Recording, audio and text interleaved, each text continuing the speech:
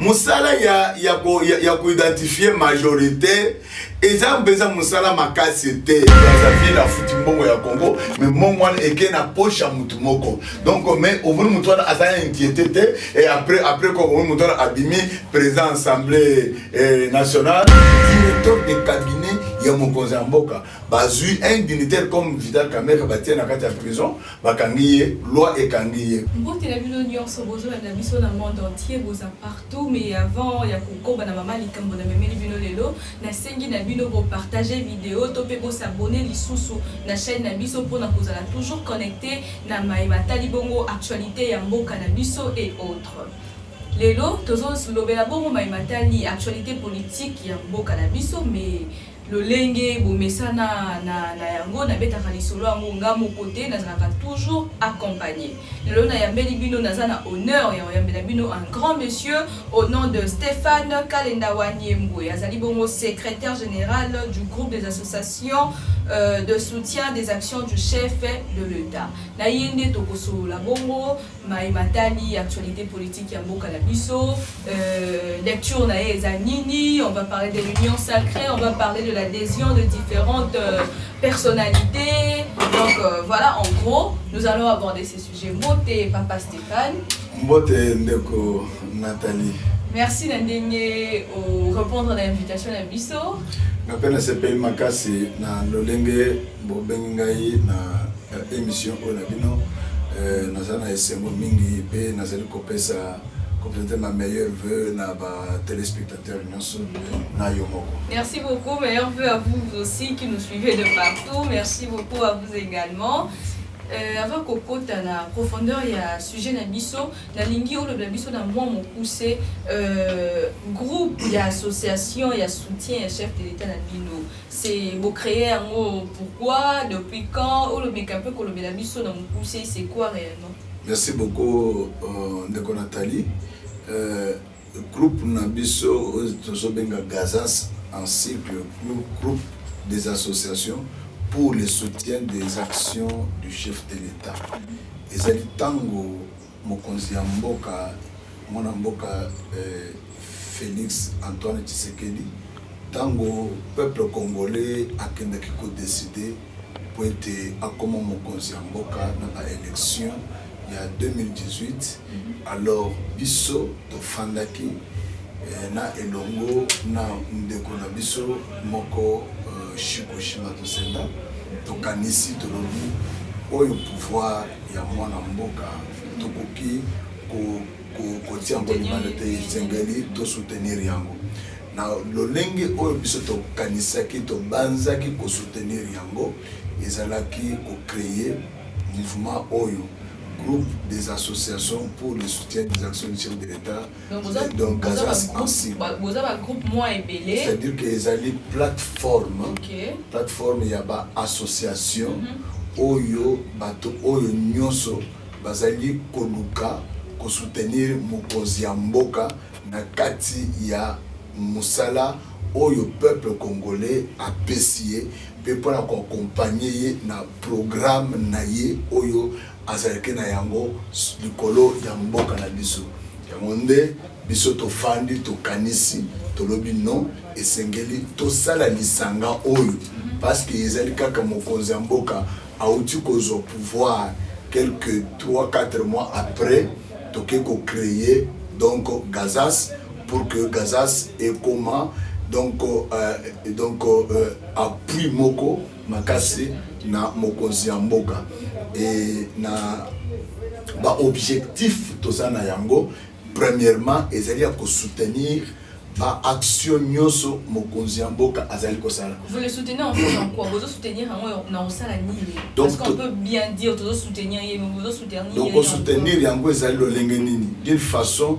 ya koyeba kopanza koyebisa kolakisa bato musala oyo ye azali kosala acte nyonso ya malamu oyo azali koposer na kati ya mboka na biso alors biso esengeli to présenter yango donc epa ya population ba oyo batindaki ye na ebonga wana pour que asala musala yango nde biso tozali kosala dans ce sens là Donc là il y a un objectif na bino. Ezamoko ba objectif na biso na moko ya ba objectif na biso mosusu ezali lutte contre l'impunité. Lutte contre l'impunité parce que tout le monde qui est dans mboka na biso légèreté ezalaka makasi moto koki ko yiba lelo moto koki ko détourner lelo mais batiki ye yango nde biso tolobaki il faut to lutter contre lutte contre impunité na compte ya Gazas et Gazas soki eloko ya bongo ezali koya biso ezali ko combattre yango alors tozali ko combattre na lutte contre donc nzala nzaleza na kati ya mboka na biso mais pour nzaleza na kati ya mboka na biso esengeli création ya ba emploi. Vous avez déjà créé des emplois parce que chômage est belé donc biso tozali ko créer ba emploi te na kati ya musala oyo mokonzi ya mboka za na kati ya kosala donc aza na kati ya ko créer ba emploi tozomona ngo déjà que makambo ekotambola na mikolo oyo ezali koya. C'est lutter contre donc la lutte contre la corruption.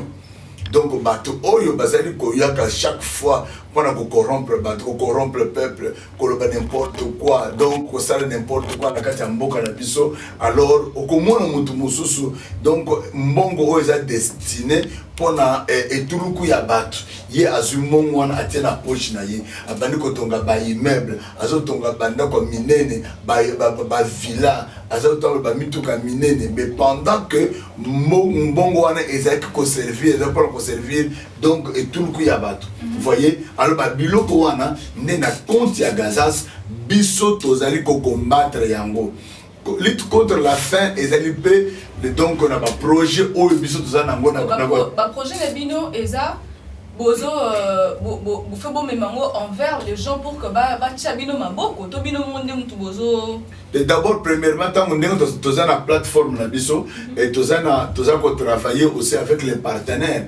Peut-être ba partenaire o ba koki baza ko tia pe maboko parce que ba association nyonso et travaillaka na cotisation ba membre en plus parce que na ba partenaire na bango o basalaka par rapport à ba projet o bozali ko sala. Biso na kati ya Gazas nous tozana ba partenaire ebele tozana ba église tozana ba association ya lolenge na lolenge oyo tozali association nyonso na kati ya domaine na ye ndenge bazali ko travailler tozali pe ko appuyer bango. OK.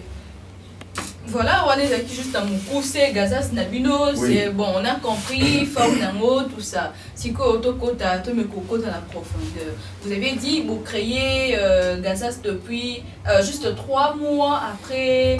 Après que vous avez tango azoaki après taki serment, alors nde to créé ki Gazas. 3 mois après vous créez Gazas. Si ko donc Gazas, eza déjà na 2 ans. Hein? Ça déjà dans 2 ans. Ouais.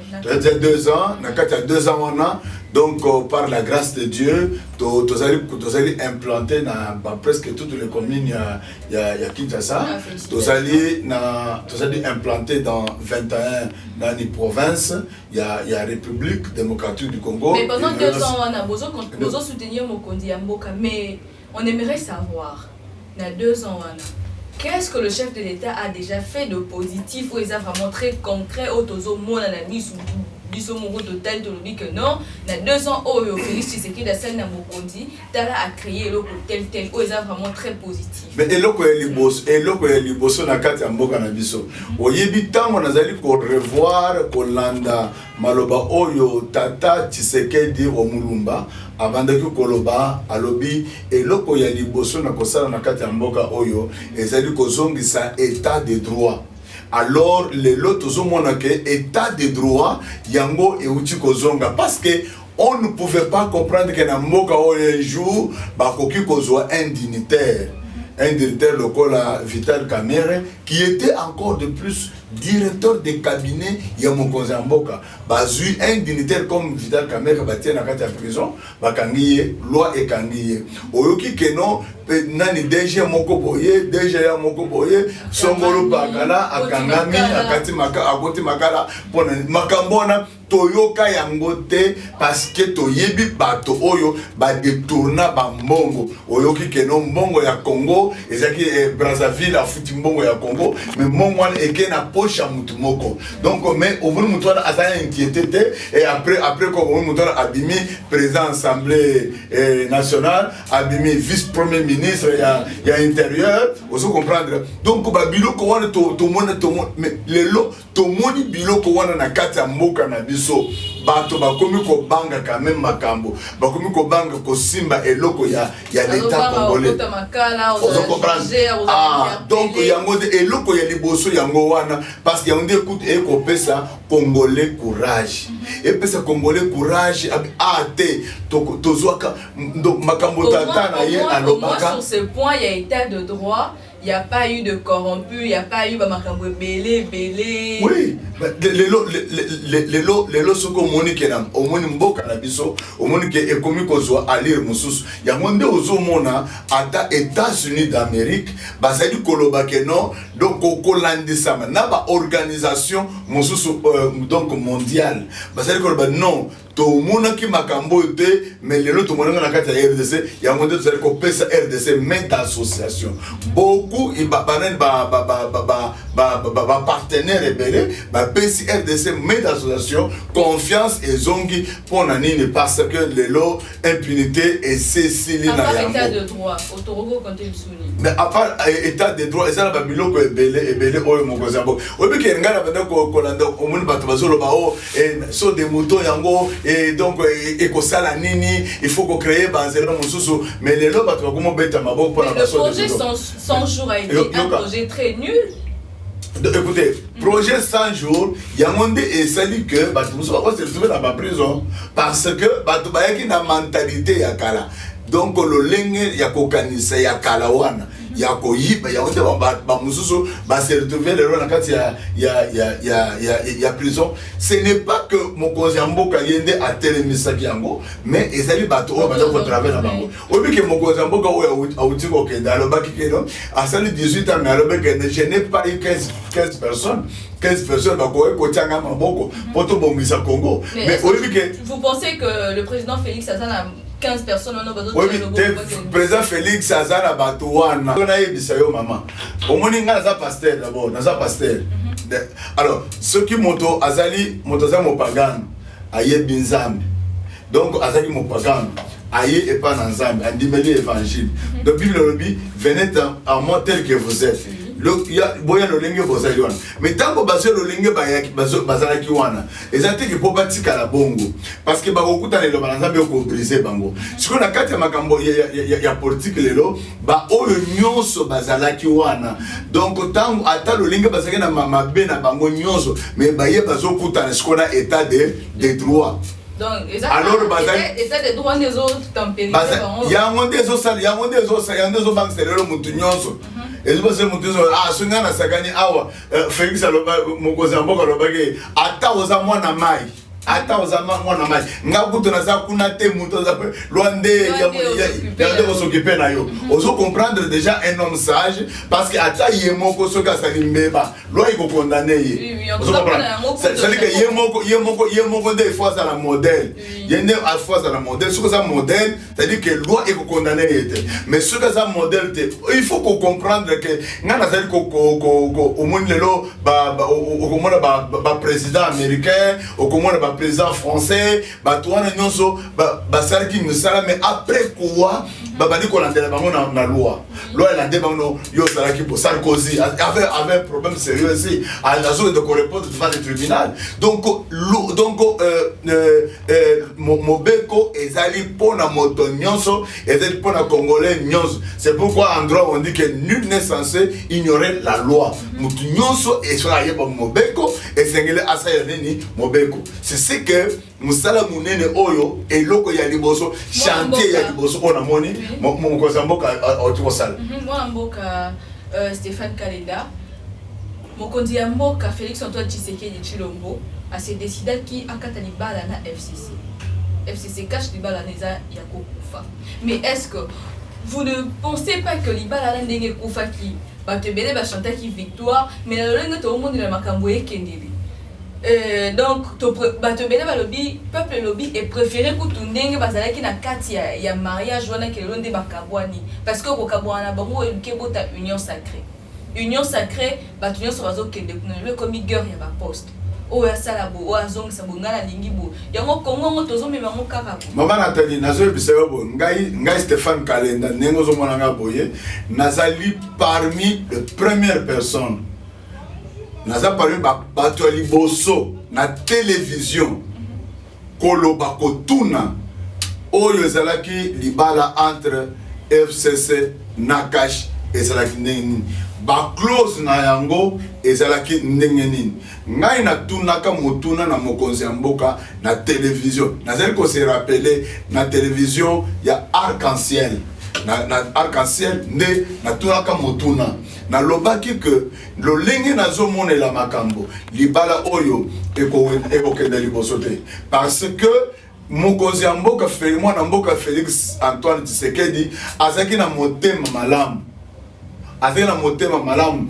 pote ko bongisa mboka mais comment est-ce que yo ko comprendre que yo oyesiko yo osana esprit ya ko changer makambo na mutu oyo akendaki ko diriger pendant plus de 18 ans bon bolingi bo sala na ye libala est-ce que libala wana ekosimba ou bien ekosimba te ezaka ba même bato o bazaki na libala FCC Cash ndepe balandika na union est-ce qu'on a siko na yo na yebiso na union sacrée ezalokola mopagano autiko ndimela Yesu a Yesu ko na kati ya Yesu esengeli a se conformer kolandisa maloba na Nzambe azonga na mokilité c'est-à-dire que ndenge bandeko nyonso oyo baye ngai nazali David que bato nyonso baya na union sacrée ata Joseph Kabila aya ko adhérer na union sacrée mais tango okoma na union sacrée bakokutana na mobeko ya mboka mobeko mboka ya mwende ekoyeba ko corriger mutu nyonso ko fandisa ye na lolenge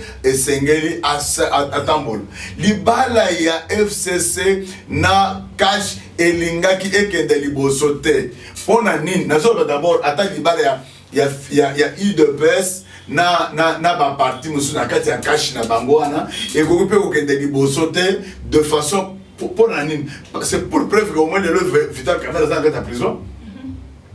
C'est-à-dire que Yesengeli Cash ekweya FCC ekweya toke de siko na nouvelle base wana ezali oyo tata Tshisekedi alobaki na kosala d'abord ko établir l'état de droit alors tata Tshisekedi azali incarné katina Félix Antoine Tshisekedi parce que Félix Antoine Tshisekedi makanisazo salela ezali oyo tata atikaki yango nde azali kosala na kati ya mbogo na tango oyo tozali adhésion ya ba quelques personnalités phares o ba ko adhérer ko s'adhérer na union sacrée tomoni Goïka Sanji tomoni Steve Mikai tomoni bato ebele tomoni sous la mère Mende qui pouvait croire que la mère Mende leur tika Kabila pour aller au côté de l'union sacrée. Parmi pour ne citer que cela, quelques personnalités on a Tangiwana. Et ça parmi on se disait que Bango a été indi de l'eau, Baroko ta union sacrée. Mais Tomoni Bango quand même baye baza le bienvenu na kata union sacrée. Réaction na bino ezali. Ngai pona ngai na ebike Bango bazali bana ya mboka ya Congo. Bazali ba nationaliste baye bazongi na kati na ndako na bango bazongi na kati na ndako na bango nazo ko rappeler yo Maman Nathalie yeba ke likambo ya union sacrée banda lelote webi ke na ta conférence nationale souveraine union sacrée zalaka existaka donc e banda lelote e banda na tata mais tant union sacrée bato nyonso bayaka pe na kati ya union sacrée à un certain moment, il faut brouiller carte par M. Mobutu. Histoire, boyebi yango malam. Lelo Antoine Félix Tshisekedi alobi lelo motono soya. Soki tata Lambert Mendaye, mabeza wapi. Aye azongi na kati ndako na bango ata Ngoïka Sanji azali ndeko ya makila na président est-ce que nani union sacrée ce n'est vraiment pas un problème. Le problème c'est situé à niveau ni. Est-ce que c'est avec toute sincérité ne va continuer union sacrée, to va continuer en tant que pion et de l'autre il y a FCC, to va continuer pour nos pays à quoi les part. Mais les lots FCC ils allaient coexister le sous-souté. C'est trop dur, mais FCC ezali parce que ezali ba oyo ba kotika laka fidèle et pas ya autorité morale na bango Joseph Kabila ba kotika parce que mboka nyonso et koki kotika la bato ba saraka ba keteka nzele mo côté et sengeli opposition pezala parce que opposition esungaka pe pouvoir pour que ayeba kotambola na lolenge esengeli. Alors sikoyo ceux qui ba personnalité nyonso wana baye kokota na kati ya union sacrée eza mabete eza bandeko na biso ba comprendre que non tozalaki na ngambo ya mabe et c'est to na ngambo ya malamu biso nyonso totonga mboka ensemble mais eloko elobamaka na yokaka déjà na yokaka patriarche kitenge Yesu na yokaki pe ata mokoza mboka na yokaki pe Peter Kazadi balobaka boyi balobi tango bazali koya na kati ya union sacrée ezali pona partage ya gâteau te eza poto sangana to travailler pona tina mboka na biso ekende liboso makambo ya partage ya gâteau eza makambo oyo ebebisa mboka kala ebebisa et détruisa mboka. Alors c'est pour cela que esengeli pe na tango oyo pona ngai koyebisa mokozi ya mboka bilongi nyonso ya kalawana. Donc azongisa bango te na kati ya gouvernement azongisa pe bilongi ya sika eza pe na babilenge. Informateur, ça fera pratiquement deux semaines ou plus si je ne me trompe pas depuis que Banoma qui est informateur depuis le 31. Il faut avoir une semaine et demie ou bien 2 semaines. Pratiquement 2 semaines ou plus si je ne me trompe pas. Siko Nana Bandika Moussalate, qu'est-ce qu'il attend? Pourtant, Azana 1 mois, juste. Non, il a déjà Azana 1 mois renouvelable. Okay. Mais Moussala Nango, Moussala Asa Bandi Moussala. Moussala, il y a identifier majorité. Et ça, besoin Moussala Makasite. Parce que les lobbies n'ont pas de monnaie qui me chaîne ma bonne akoyaki. Akoyaki ndengeni. C'est pour dire que majorité parlementaire essaie de basculer déjà. C'est-à-dire que Mokozambo, quand il y a majorité parlementaire. Donc, si ceux qui doivent comprendre bien, pour Nayo, Excellence Bati Loukoué, parce que vous avez déjà la majorité. Mais majorité, ça déjà. Majorité, ça déjà. Et on est allé. Et comme c'est ce mon tout est. Nako tangela yo bandeko oyo baye na kati ya nani ya union sacrée bazana ba député ebele bazana ba député ebele. Alors lelo tala na pétition bauti ko sala mikolo ya nani ya bureau d'âge. Et c'est là combien de signatures? Il y avait si c'est 170 quelques. 170 quelques. Il y a un qui est déjà majorité parce que ça perd de rango. Mais après pétition, donc Lambert Mende Ayaki, Lambert Mende a 8 députés nationaux. Vous comprenez? Bahati Ayaki. Elle s'appelle le député, il y a beaucoup de députés, n'est-ce pas? C'est déjà clair là. C'est déjà clair. Donc, Excellence Bahati Lukwebo, Azana Moussala Mingi Akosala Te, donc, parce que jour où Kaka Banomakaye. Donc, il y avait ces 300 quelques coups de fil, il y a des députés. Et ça là qu'il y a 40 députés, il y a FCC, il faut féliciter. C'est-à-dire que, donc, c'est quelque chose qui est automatique, Nathalie. Automatique. Ce n'est pas discuté. Mais tu sais que je peux dire, je pense que, comme l'exception pour la table, c'est que je peux dire. Ceux qui te monient, la nouvelle majorité, va réformer le gouvernement, tout ça, qui est même bilongo, ils ont fait ça, tout kanda, les omikanda. Mon des têtes, nakati mboka oyo, les têtes bien faites. Ba jeune, bazali belé.